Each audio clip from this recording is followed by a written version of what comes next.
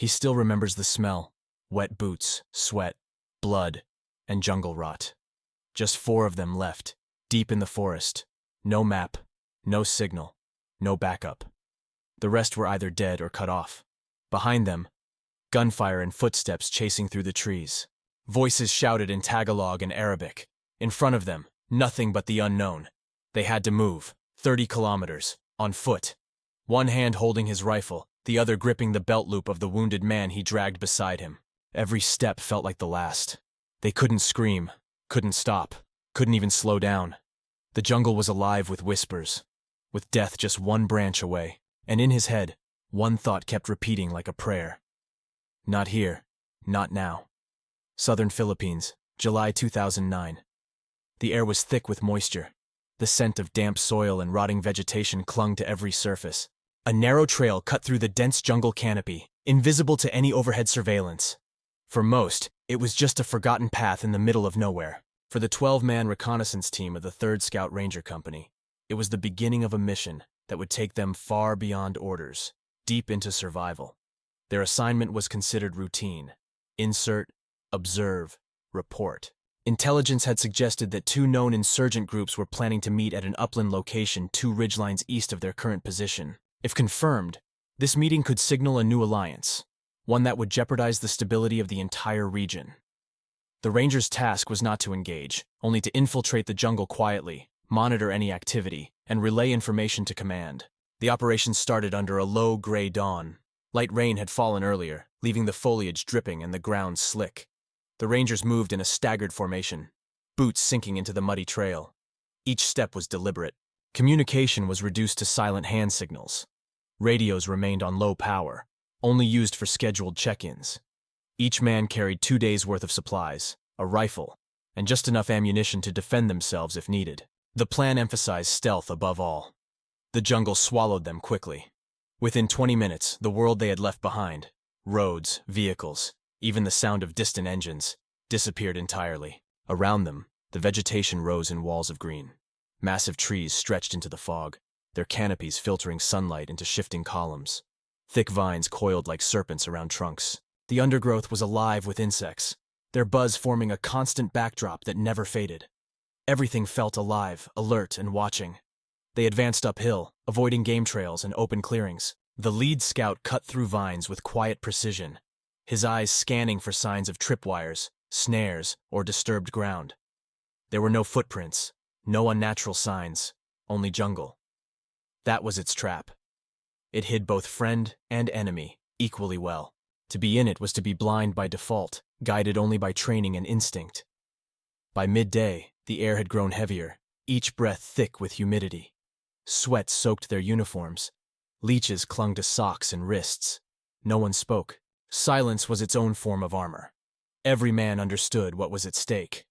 The jungle offered no second chances. They reached a shallow ridge and paused under the shadow of a massive ballet tree. From there, they could see the faint line of the next valley, a low, dark basin filled with mist and silence. Somewhere beyond it lay the objective, an old logging station turned jungle compound, long since abandoned by civilians but rumored to be in use by militants. The team leader studied the terrain. The approach was risky. The valley had only 2 entry points and was surrounded by steep, wooded slopes. It was perfect for an ambush. Still, there was no alternative. They had to press forward. The clock was ticking. Every hour that passed without observation gave the enemy more time to regroup, to relocate, or worse, to notice them. The team began to descend, moving in silence. The forest closed around them again. They crossed a shallow river, its banks slick and dark. Birds scattered overhead in flocks. Somewhere far off, a tree cracked and fell. Nature spoke in warnings they had learned to hear. As evening approached, the light dimmed beneath the canopy. Visibility dropped. The jungle grew darker, colder. They established a temporary observation point beneath an overhang of stone and brush. From there, they had a partial view of the valley floor. They saw no movement, no fires, no signs of human life.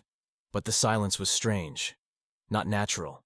It pressed in on their ears, stretched tight across their nerves. The team rotated watch shifts, one man on scope, one monitoring radio signals, others resting in silence. They chewed on ration bars, drank in small sips, wiped their rifles with cloth. Everything was calm. But there was something just beneath it. An edge. An instinctive warning. They had entered too easily. There were no traps. No patrols. The compound should have shown signs of life by now. Tracks, trash, voices. Instead it was void. By nightfall, the jungle was wrapped in a darkness so thick it felt solid. The moon barely reached through the trees. The rangers lay still, listening. Frogs croaked, crickets chirped, a distant owl called. But there was something missing. The subtle cues of movement, of people, of threat. Everything felt paused. The team leader considered pulling back. There was no intel to gather if the enemy had already moved. But then the radio crackled. A brief garbled fragment. Not in English, not friendly. The voice repeated once, then cut out. It was close. Maybe one ridge over. And it was moving. The team prepared to shift positions to intercept or observe. Packs were tightened, weapons checked. They would move before first light, deeper into the terrain. There was no time to wait. Whatever was coming would not wait for them. As they lay in the damp earth that night, sleep did not come easily. Eyes stayed open longer than they should. The jungle around them no longer whispered. It held its breath. Something had changed. They just didn't know what yet. They moved before dawn. The air was still, thick with moisture that clung to every surface like sweat. Boots sank slightly into the damp soil with each step. Fog drifted low along the jungle floor, coiling between tree trunks and vines like a living thing. The team advanced slowly in single file, eyes wide, ears tuned to the smallest vibration. There was no conversation, only the muted rustle of fabric, the occasional clink of metal against gear, and the dull rhythm of breath filtered through grit and tension. They were 2 ridgelines away from the compound now, approaching from the western slope. The vegetation grew denser, thorned and tangled. Branches caught on uniforms, leaves slapped against faces. The undergrowth was deceptive, offering cover but threatening visibility. They had adjusted their formation, spacing out just enough to avoid clustered vulnerability, yet staying within visual contact. The scouts up front were careful, stopping every few meters to scan with binoculars and check for tripwires or signs of movement. The sun had barely begun to rise when it happened. The first shot cracked through the silence like lightning splitting sky. It came from above and to the right, an elevated position obscured by thick brush. It wasn't a warning. It was precise. The point man dropped instantly, his body flung backward by the force of the round. Before anyone could react, a second burst followed from the opposite flank. Controlled, disciplined fire. Bullets hissed through the leaves. Bark exploded from trees. Mud jumped at their feet. Ambush. Instinct took over. The team scattered, dropping low, returning fire in the general direction of the attack. But they couldn't see the shooters. The forest distorted everything. Sound, shape, distance. The enemy was embedded, camouflaged, and coordinated.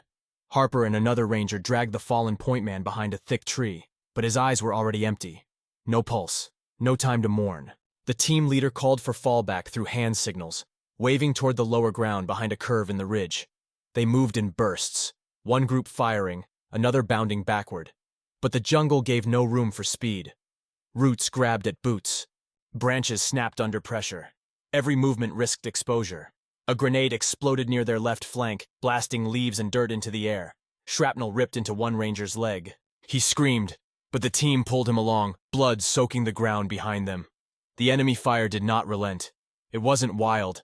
It was controlled, chasing them without rushing. Whoever was attacking knew the terrain, knew the choke points, and was in no hurry. It was like being stalked by an invisible hand. They reached a dried creek bed and slid into its shallow basin. It wasn't much, but it offered cover. They spread out, catching breath, counting heads. 3 were wounded, 2 lightly, 1 badly. 1 was confirmed dead.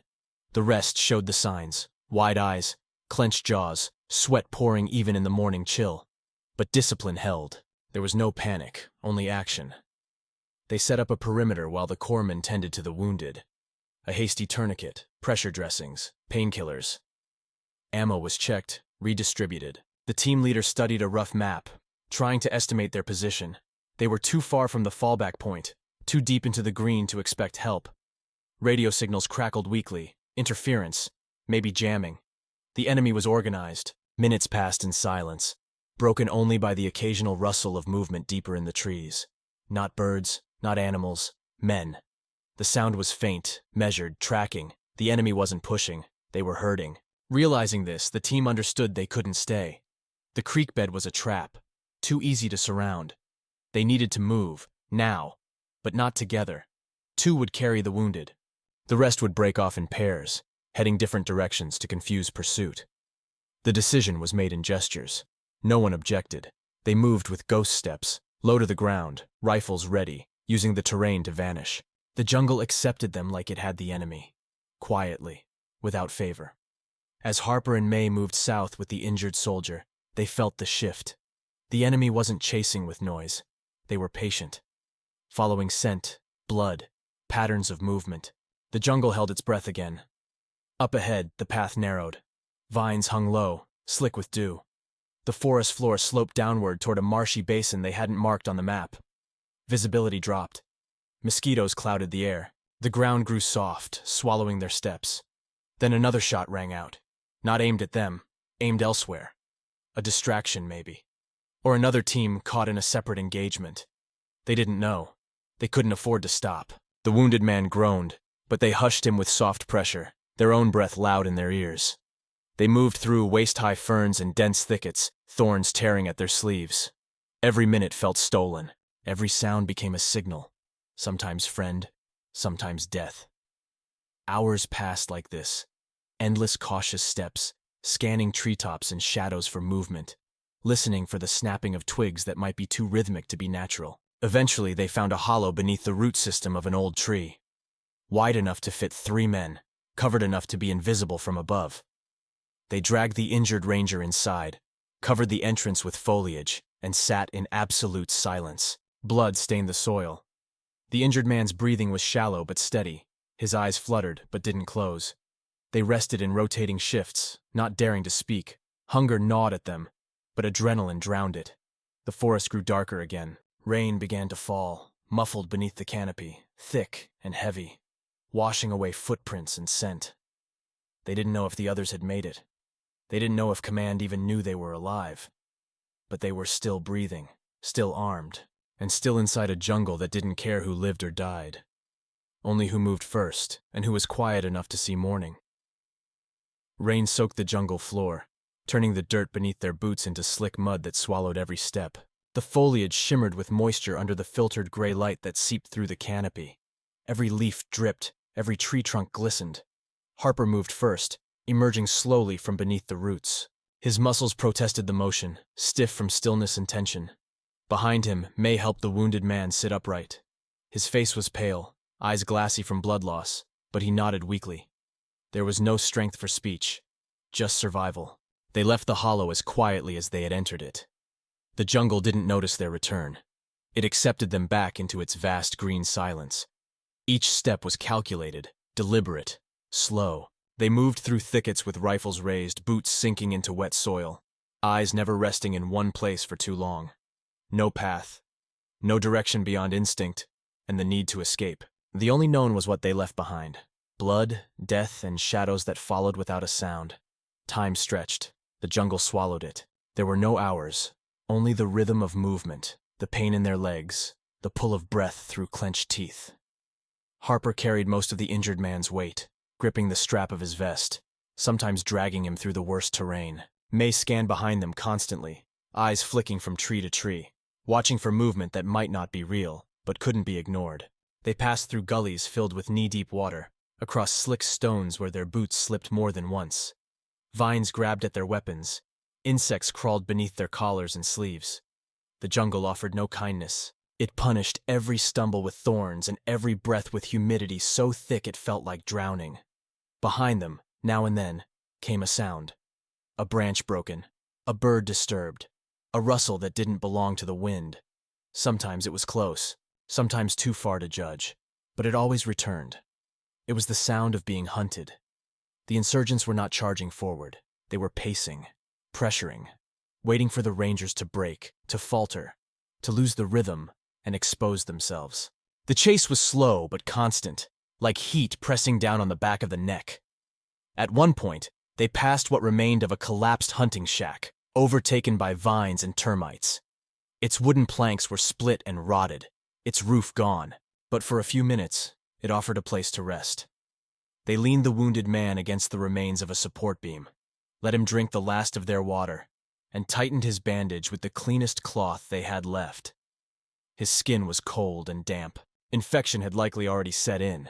They moved again, knowing rest was dangerous. The terrain shifted, grew steeper, the incline forcing them to climb on all fours. Rain had made the slope treacherous. Twice Harper slipped and nearly dragged the wounded man down with him. May had to press his shoulder into them to keep them upright.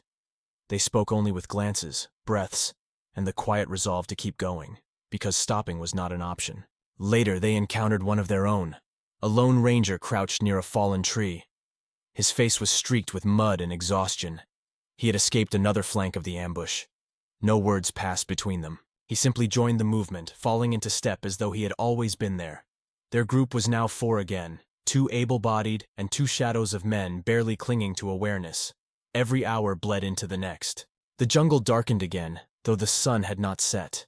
Heavy clouds rolled in above the canopy, dimming what little light remained. The air grew heavier, pressing down like weight on the lungs. Every breath felt labored. Every sound grew louder. Raindrops became footfalls. The distant buzz of insects became whispers. The line between reality and paranoia blurred. Their bodies reached the point of automation. Feet moved forward by habit.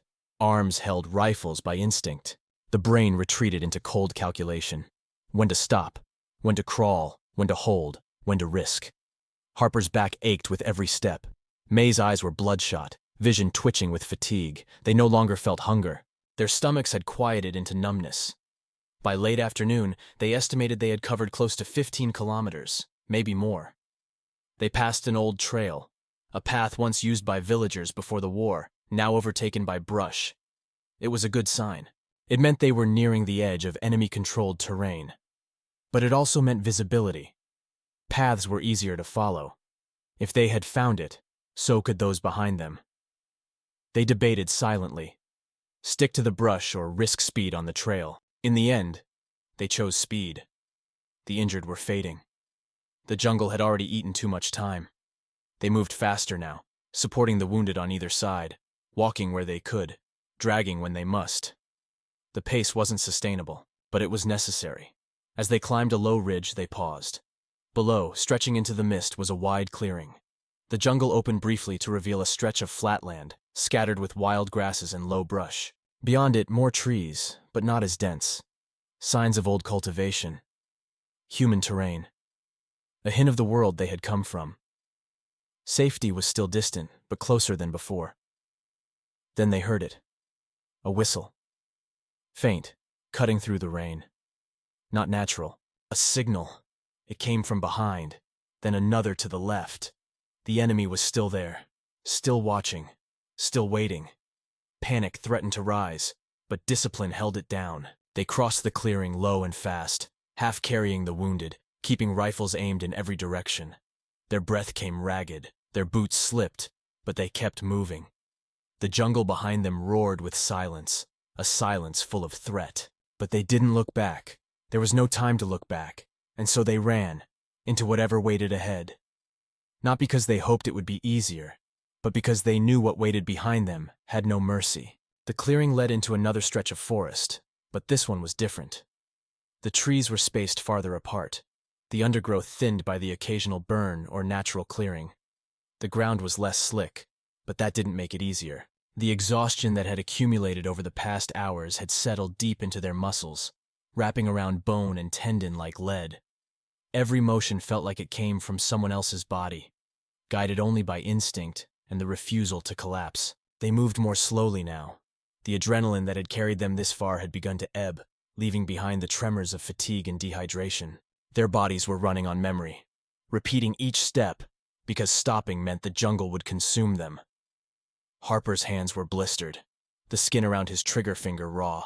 His shoulders burned from dragging the wounded ranger, who now barely responded to pain. His eyes fluttered open only occasionally, unseeing, as if consciousness had become optional. The newly joined ranger, Reyes, staggered ahead, keeping watch with uneven steps, his rifle drooping slightly with every forward lurch. May trailed behind them, head on a swivel, barely able to maintain formation. His mouth was dry, his tongue sticking to the roof with every breath. They hadn't spoken in hours. There was nothing to say that mattered more than movement. The terrain sloped downward again, descending into what looked like an old riverbed. It hadn't held water in months, but the mud told a different story, one of flash floods and soft soil. Their boots sank deeper with every step, suctioning down and holding. When Harper slipped, he landed hard on his side, the wounded man collapsing beside him with a wet thud. He didn't get up right away. He just breathed, shallow and fast, eyes on the canopy above. He watched leaves shift in the wind and waited for the shaking in his arms to stop. May knelt beside them. Together they lifted the injured soldier again. He was dead weight now. No moaning, no twitching. Just the steady, fragile rhythm of breath. His wound had soaked through the last bandage. The color of his skin had gone pale gray. They both knew he wouldn't last another hour, but neither spoke the truth. Carrying him was the only thing keeping them moving. They crossed the riverbed and reached a dense patch of tangled growth. It forced them to crawl, hands and knees scraping over roots and stone. Harper's fingers bled. Thorns caught in their sleeves. Their packs tore on bark and twisted wood. At one point, Reyes collapsed face first and didn't move for several seconds. Harper reached for him, gripped the back of his vest, and pulled until the man groaned and crawled again. They reached flatter ground by late afternoon. The sky had begun to shift in color, from overcast gray to the dull bronze that signaled the coming sunset. In the tropics, darkness arrived fast. They would have less than an hour before the forest became completely blind. The wounded man died somewhere around the 22nd kilometer. He stopped breathing quietly. No convulsion, no rattle. Just one breath that never returned. Harper felt it happen. He set the body down gently beside a tree and stood over it, looking down at a man who had once carried his own rifle, once laughed during training, once made plans for after deployment. Now he was still. Just another shape in the jungle. May stepped forward, and together they removed the dog tags, wrapped the body in a poncho, and placed his helmet over his chest. There was no time for anything else, no time for words. The longer they stayed, the greater the risk, but they gave him that moment, the only kind they could afford. After that, something broke inside them. It wasn't panic or despair. It was numbness, an emotional cutoff that allowed them to keep moving because nothing else made sense. They walked as if underwater, their minds focused only on the next step. Left foot, right foot. Breathe. Listen. Repeat. Around the 24th kilometer, Reyes stopped walking entirely. He leaned against a tree and slid to the ground. His face was hollow, cheeks sunken, skin mottled with heat rash and grime. He clutched his rifle, but his eyes were no longer tracking movement. Harper knelt beside him, forced him to drink what little water remained, and tried to lift him. Reyes resisted weakly, shaking his head, but eventually staggered to his feet. He didn't speak. He just moved forward like a puppet pulled by invisible strings. As night began to fall, the jungle changed again. The air grew colder, the sounds sharper. The birds grew quiet, replaced by the low calls of nocturnal creatures. Every snapped twig, every distant rustle became a warning. Harper's body was failing, but his mind remained locked in calculation, estimating distance, direction, potential cover. He didn't think about the mission anymore. There was no mission now, only escape. They were at the 27th kilometer when they heard voices. Distant, almost drowned by the trees. They froze, every muscle rigid. The words were not in English, not Tagalog. Something else, spoken softly, but fast. Footsteps followed, not hurried, but steady. Their pursuers hadn't given up. They ducked behind a thick fallen tree, covered themselves in mud and leaves, and waited. The voices passed within 30 meters, moving parallel but not intercepting. It was close. Too close. Harper's hand gripped his rifle so tightly his knuckles turned white beneath the dirt. After 10 minutes, the sounds faded. They remained still for 20 more, just to be sure. Then, without exchanging a look, they rose and moved again. The final few kilometers blurred into pain. Blisters tore open. Knees buckled. Shoulders slumped forward. May vomited water he didn't remember drinking. Harper's vision swam. Trees twisted in strange angles. They barely registered the fact that they had reached the edge of the jungle, where the canopy broke and the sky opened wide above them. They saw the clearing, a wide patch of flat land with scattered rock and grass. A ridge stood on the far end. Harper recognized it from the satellite map during briefing. Beyond that ridge was a safe zone, a radio point. He looked at May, and May nodded once. They crossed the open space in silence, dragging their broken bodies toward the last stretch of safety. Behind them, the jungle stood still, as if waiting to see whether they would collapse before reaching it, as if it demanded a price for letting them go. The clearing gave them no relief. It was exposed, wide and silent in the worst way. Every step they took across the open ground felt like a signal, an invitation for bullets to fly. The grass here was waist-high in some places, flattened in others. Their boots rustled through it with every dragging movement. Harper stayed low, moving forward with knees half bent, rifle pressed against his chest, eyes scanning the tree line behind them. May followed several meters back, staggering but alert, his face pale and slick with sweat. Reyes was nowhere. He had collapsed somewhere after the 28th kilometer and never stood up again. They had made the decision to leave him. There had been no argument. There had been no choice. They reached the ridge's base and began to climb. It was steeper than expected. Not a wall, but a punishing slope of loose soil and jagged stone. The weight of the past 30 kilometers bore down on their spines. Hands and feet scraped and clawed their way up, using exposed roots and rock for leverage. With each upward movement, their lungs burned, their muscles screamed. Behind them, the jungle stood in silence, watching, measuring. Then came the sound. A whistle, high-pitched, sharp, cutting through the air like a blade. Not the wind. A human signal. One short, followed by two longer bursts. It echoed off the trees, bouncing in strange directions. Harper froze, heart pounding in his ears. Another whistle followed, from the left this time. Then the rustle of brush, quick, deliberate. Footsteps. Voices, low, hurried, speaking in clipped, coded phrases. The chase was real again. They pressed harder, scraping up the slope with everything they had left. May slipped once, his knee hitting stone hard enough to tear skin. He groaned but kept climbing. The summit was close now, marked by a break in the trees and a faint metal glint, the exposed support beam of a long-abandoned watchpoint. If they could reach it, they could radio for help. They could see the valley beyond. Another shout broke out behind them, this one closer, angrier, followed by the crack of a rifle. The shot went wide, kicking up dirt meters below. But it was enough. Harper shoved May upward and threw himself over the last stretch of ridge, landing hard on the other side. May followed, panting, falling beside him in the weeds. No time to rest. They crawled forward to the rusted frame of the structure and pulled themselves behind it. Harper yanked the emergency flare from his belt. The casing was dented, the label barely visible under layers of grime. He checked the wind. None. Then he fired. A red streak arced into the sky, hissing as it climbed. Seconds stretched into silence. Below the ridge, movement intensified. More voices. Closer now. They were coordinating. The insurgents had tracked them through sound and blood and time, waiting for the final stretch, knowing fatigue would crush them before bullets did. Another shot rang out. It hit the beam beside May's head with a heavy clang. Splinters of rusted metal sliced through the air. Harper ducked and reached for the radio. Static. He adjusted the frequency, repositioned the antenna, turned toward the open valley beyond the ridge. The second flare went up, green this time. A signal of confirmed contact, an immediate need for extraction. The smoke trailed lazily in the sky, hanging above the treetops like a question. May returned fire, one round at a time, slow and controlled. The enemy didn't advance blindly. They waited, spread out, covering every angle. Another whistle cut through the air, then a series of pops, gunfire, closer, directed. Harper ducked again, bullets slicing through the underbrush. The ground beneath them trembled faintly. At first he thought it was adrenaline or exhaustion. Then he realized it was rotors. Distant, faint, but real. A low, pulsing thrum that grew steadily louder. A helicopter. The whine of blades cutting through jungle air. He looked up. Saw nothing at first, just treetops and smoke. Then movement. A black silhouette broke through the clouds, angled low and fast. Dust erupted below as it descended toward the ridge.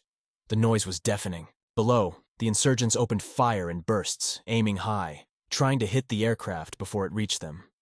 Harper grabbed May by the vest and pulled him up. They ran the last few meters to the designated pickup zone, waving arms, signaling. The helicopter banked hard and came in low, door gunners already returning fire into the tree line. The air filled with the roar of wind and the staccato thunder of mounted weapons. Harper ducked behind a boulder, dragging May with him. The gunner's fire traced orange arcs through the trees, carving into the underbrush with deadly precision. Screams erupted below, human sounds torn through with metal. The chopper hovered a meter off the ground. A crewman jumped out, waving them forward. Harper half-carried May to the skid, helping him climb in. Hands reached down, pulling them into the hull. The door slammed shut, and the roar of the engine intensified. As the helicopter lifted, Harper caught a final glimpse of the ridge below. Figures in the trees retreated like shadows, scattering from the heat and force. Then the jungle disappeared beneath them, swallowed by fog and distance. Inside the aircraft, Harper collapsed against the cold metal floor. May lay beside him, eyes closed, blood crusted on his cheek. A medic moved toward them, but Harper waved him off, too tired to explain. The rotors drowned out the world. His body vibrated with every turn.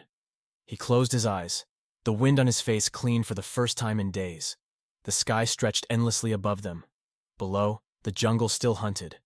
But they had escaped, barely, broken, not whole, but alive. The helicopter cut through the mist like a blade, rising above the jungle with a guttural roar, banking west toward the nearest forward operating base. Inside, the cabin was a chaos of controlled motion. The medic worked silently, applying gauze to May's shoulder and checking his vitals. Harper sat with his back against the wall, legs stretched, his rifle resting on the floor between his knees. His fingers were locked around it, knuckles white from tension that hadn't yet left his body. Rain streaked across the small window beside him, creating a blurry wash of gray and green that smeared the view of the world below. No one spoke. Not the crew, not the pilot, not the medic, and certainly not the two rangers who had walked through 30 kilometers of jungle while death followed with every step. Words would have felt too heavy, or too light, or too late. What had happened in the forest belonged to the forest now. They had carried it far enough.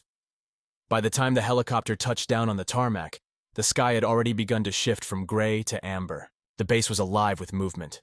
Troops unloading crates, mechanics shouting over engines, officers pacing across wet pavement with clipboards in hand. No one rushed toward the aircraft. No applause, no reception. Only two orderlies with a stretcher and a lieutenant holding a clipboard. The door slid open. Warm, humid air filled the cabin, a different kind of heat than the jungle. One tinged with fuel, sweat, and industry. May was helped out first, the medic supporting him as he limped down the ramp. Harper followed under his own weight, though his knees buckled slightly when they met the ground.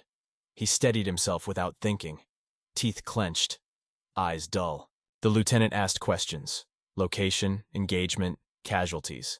Harper nodded slowly, said a few words that didn't feel like his voice. A number, a name, a call sign, then silence again. The lieutenant jotted it down and moved on. Procedure would handle the rest. Inside the medical bay, the light was artificial and white, humming with electricity. Harper sat on a cot while the medics cleaned his cuts and checked his vitals. They asked about pain, about symptoms, about dizziness. He responded when needed, always briefly. No one asked about the others, about Reyes, about the wounded ranger they had left under the tree. They all knew.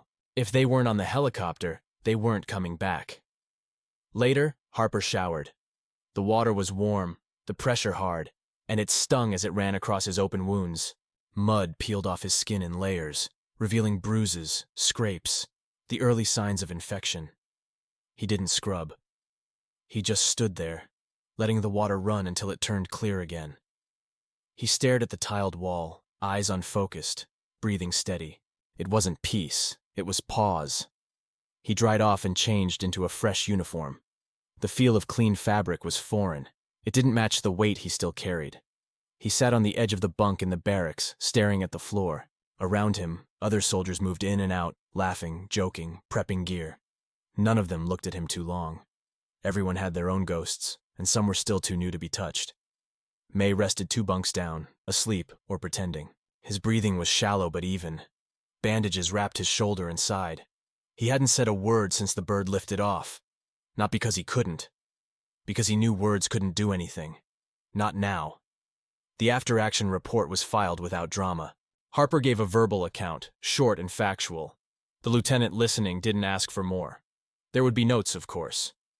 A few paragraphs about terrain, enemy tactics, lost personnel. Maybe an internal memo for command. Nothing that would reach anyone who hadn't bled in those 30 kilometers. Harper found himself on the edge of the base later that evening, sitting alone near a stack of empty ammo crates. The jungle was far away now. but its sound still lived in his ears. The rustle of leaves, the crack of branches, the rhythm of boots over mud. He closed his eyes, and it returned with precision. Not nightmares. Not memories. Just presence. Like the forest had etched itself into his bones. Someone lit a cigarette nearby. The glow flickered once, then faded behind the edge of a shipping container. Harper didn't turn. The smoke drifted over him in waves. Familiar. Grounding. He didn't need to see who it was. At some point someone had written the names on a whiteboard near the HQ tent. Lost. Reyes, Montoya, Espiritu. The last marked only with a question mark. MIA. No ceremony. Just 3 names in fading marker. They would be remembered by the right people, and forgotten by everyone else. Harper returned to his bunk that night, but he didn't sleep. Not really. He laid down, stared at the ceiling, and let his mind drift back into green. He felt the weight of the rifle again, the strain of dragging a dying man, the moment when the last flare rose into the sky. The memory wasn't loud. It was silent, cold, heavy, like stone in his gut. The next morning came without warning. Light through the barracks window, boots stomping on gravel. A briefing called somewhere in the background. Another patrol scheduled. Another convoy prepping to move. The machine didn't stop. Harper stood, pulled on his boots and strapped on his gear. His body resisted. His mind didn't. He was already moving before he thought about it. That was the nature of it now. Forward. Always forward. No matter what. He passed the whiteboard on the way out. The names were still there. The ink smudged by weather or hands. He paused, looked at them for a second, then kept walking. The silence followed him like a shadow, but it no longer felt foreign. It felt like something earned, something carried, something true.